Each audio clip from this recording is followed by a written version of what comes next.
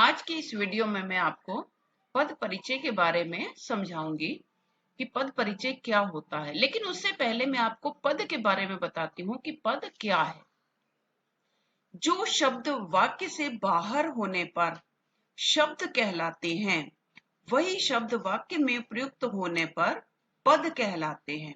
जैसे एक शब्द है विद्यालय। विद्यालय क्या है? विद्यालय एक शब्द है। लेकिन जब इसी विद्यालय को मैं वाक्य में प्रयोग करूंगी कि मैं विद्यालय जाती हूं, तो यह क्या है? ये एक वाक्य बन गया। और इस वाक्य में जो विद्यालय है वो एक पद है। अब शब्द और पद में क्या अंतर है कि शब्द तो वर्णों के सार्थक समूह को कहते हैं और वाक्य में जो प्रयुक्त शब्द होते हैं वो पद कहलाते हैं। अब बात आती है पद परिचय की। इसकी परिभाषा क्या है कि वाक्य में आए पदों का विस्तृत व्याकरणिक परिचय देना ही पद परिचय कहलाता है। जैसे हम किसी चीज का पद परिचय देते हैं, किसी शब्द का हमको परिचय देना है, तो उसमें संज्ञा, सर्वनाम, क्रिया और अव्यय शब्दों का पद परिचय दिया जाता है। अर्थात पद परिचय देने के लिए जो शब्दों के भेद, लिंग, वचन, कारक आदि का भी हमको परिचय देना होता है। जैसे हमें किसी के बारे में जानकारी प्राप्त करनी है, तो हम क्या करेंगे? हम उसके माता पिता, घर, शिक्षा, व्यवसाय, घर का पता आदि के बारे में हम पूरी जानकारी प्राप्त करते हैं। तो उसी तरह से वाक्यों में आए हुए पदों का, यानी जिसको शब्द कहते हैं, उनके बारे में जानकारी प्राप्त करने के लिए अर्थात उसका व्याकरणिक परिचय देना ही जो है वो पद परिचय कहलाता है। अब पद परिचय जो है वो अलग अलग, जैसे संज्ञा, सर्वनाम, क्रिया, विशेषण सबका दिया जाता है। अब बात आती है सबसे पहले संज्ञा की, कि संज्ञा शब्द का अगर हमको परिचय देना है तो उसमें हमें बहुत सारी चीजों का के बारे में बताना पड़ेगा कि संज्ञा के जो तीनों भेद हैं, जातिवाचक है, व्यक्तिवाचक है, भाववाचक है, उसका लिंग कौन सा है, वचन, कारक और क्रिया से उसका क्या संबंध है। इसी तरह से हमें सर्वनाम का पद परिचय देना है, तो सर्वनाम के भेद, जिसमें पुरुषवाचक, निश्चयवाचक, अनिश्चयवाचक, संबंधवाचक और प्रश्नवाचक, उसका लिंग, वचन, कारक और क्रिया के साथ उसका क्या संबंध है, इसके बारे में हमको परिचय देना है। इसके बाद आती है बात विशेषण की।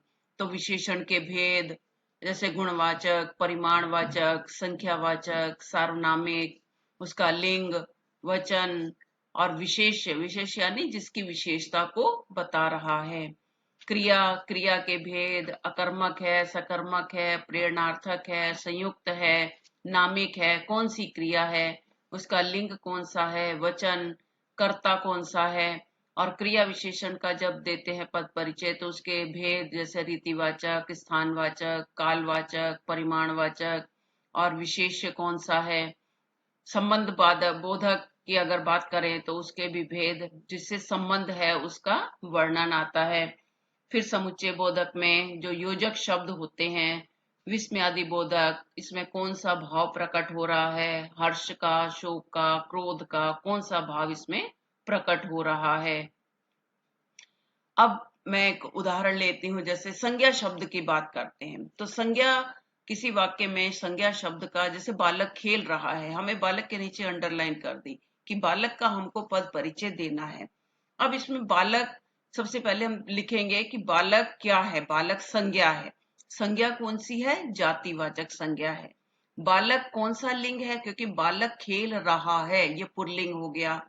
बालक कौन सा वचन है? एक वचन हो गया।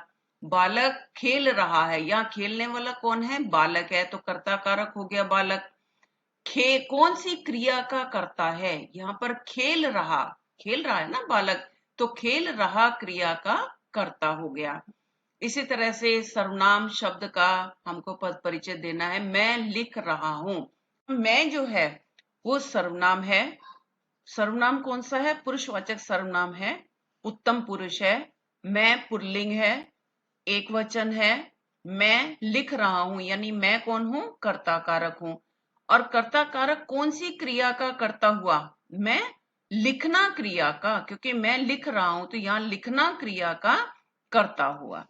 अब इसके बाद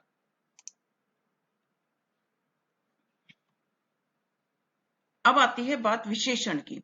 जैसे काला घोड़ा दौड़ रहा है। अब इसमें विशेषण शब्द जो है, विशेषण किसकी विशेषता को बता रहा है? यहां घोड़े की विशेषता को बता रहा है कि घोड़ा क्या है? काला है। तो काला क्या हो गया? यहां पर विशेषण हो गया। विशेषण भी कौन सा है? गुणवाचक विशेषण है। और काला क्या है? पुल्लिंग है, एक वचन है। और विशेष क्या है? घोड़ा, क्योंकि जिसकी विशेषता को बताया जा रहा है, यहां वो विशेष्य होता है। तो विशेषता किसकी बताई जा रही है? घोड़े की। तो घोड़ा क्या है? यहां पर विशेष्य है। अब इसके बाद क्रिया वाला उदाहरण लेते हैं कि राम हंसता है। अब यहां पर हंसता है के नीचे जो अंडरलाइन है, हंसता शब्द की पद परिचय देना है। तो हंसता क्या है? क्रिया है। कौन सी क्रिया है? अकर्मक क्रिया है। हंसता शब्द क्या है? पुल्लिंग है, एक वचन है। अब हंसता क्रिया कौन सी धातु से बना है? हंस धातु से बना है। हंसता है, कौन सा काल आता है इसमें? ये वर्तमान काल हो गया। अब इसके बाद क्रिया विशेषण का उदाहरण लेते हैं कि मोहन तेज दौड़ता है। अब तेज शब्द का हमको पद परिचय देना है। तो तेज क्या है? तेज यहां पर क्रिया विशेषण है, क्योंकि दौड़ना क्रिया की विशेषता को बता रहा है कि दौड़ता कैसे है? तेज दौड़ता है।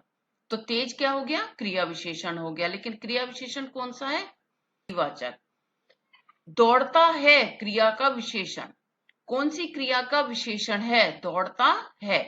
तो दौड़ना क्या है? क्रिया है। तो कैसे दौड़ता है? तेज दौड़ता है। तो तेज क्या हो गया? यहां पर क्रिया विशेषण हो गया।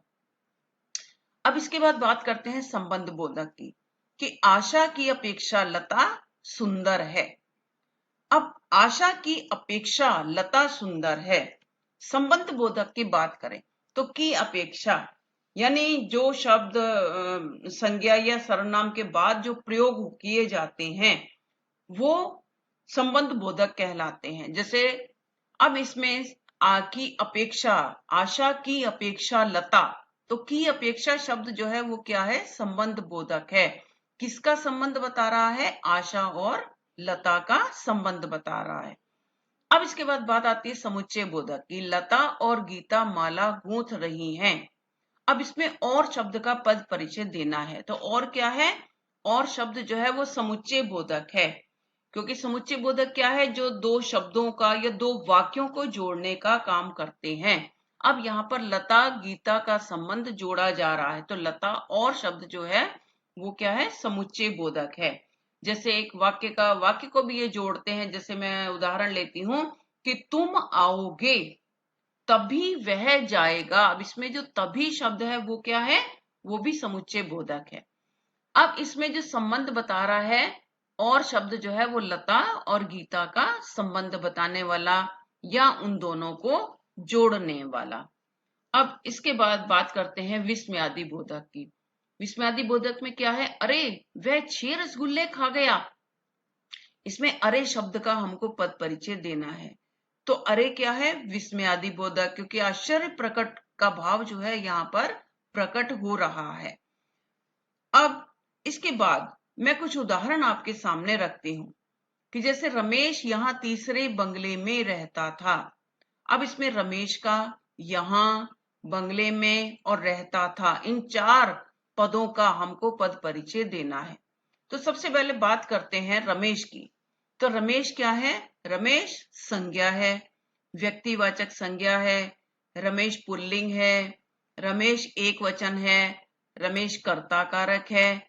और कर्ता कारक जो है वो भी कौन सी क्रिया का है? यहाँ पर रहना क्रिया का कर्ता है। अब इसके बाद यहां का हमको पद परिचय देना है। तो यहां क्या है? क्रिया विशेषण है। क्रिया विशेषण क्या है? क्योंकि रहता था क्रिया की विशेषता को बता रहा है कि क्या, कहां रहता था? यहां। तो यहां शब्द जो है वो क्या है? क्रिया विशेषण है। तो इस बंगले में रहता था, यानी ये तो स्थानवाचक क्रिया विशेषण हो गया। अब बंगले में, अब इसका पद परिचय देना है। तो बंगले में क्या है? संज्ञा है, जातिवाचक संज्ञा है बंगला।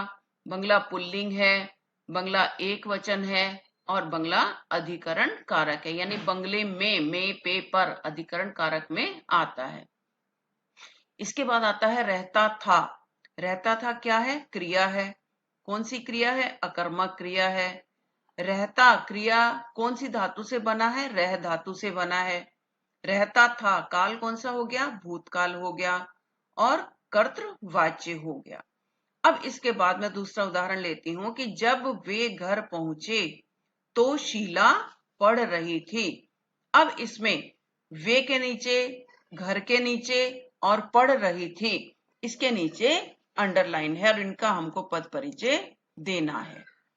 अब वे क्या है?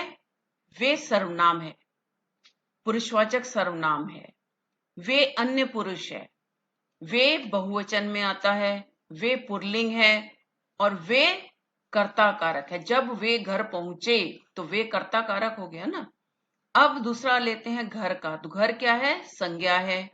संज्ञा भी कौन सी है? जातिवाचक संज्ञा है। घर पुल्लिंग है, एक वचन है और घर कर्म कारक है। अब इसके बाद पढ़ रही थी। पढ़ रही थी क्या है? क्रिया है, भूतकाल है क्योंकि पढ़ रही थी, स्त्रीलिंग है, एक वचन है और कर्तृवाच्य है। और कर्तृवाच्य भी कौन सा है? कौन सी? ये पढ़ रही थी जो क्रिया है, कौन से कर्ता की क्रिया है? कौन पढ़ रही थी? शीला पढ़ रही थी, तो यहां पर शीला कर्ता की क्रिया हो गई। अब ये थे पद परिचय। और अगर आपको इनके बारे में पूरा विस्तार से अगर वर्णन देना है तो आपको संज्ञा, सर्वनाम, क्रिया, विशेषण, इनके सबके बारे में आपको जानकारी प्राप्त करनी होगी। और इसके लिए आप मेरी जो पहली वीडियो है वो मैंने जो बना रखी है, संज्ञा, सर्वनाम, क्रिया, विशेषण, सबके बारे में आपको पूरा विस्तार से मेरी पिछली वीडियो में आपको मिल जाएगा। लाइक, सब्सक्राइब और कमेंट जरूर करें।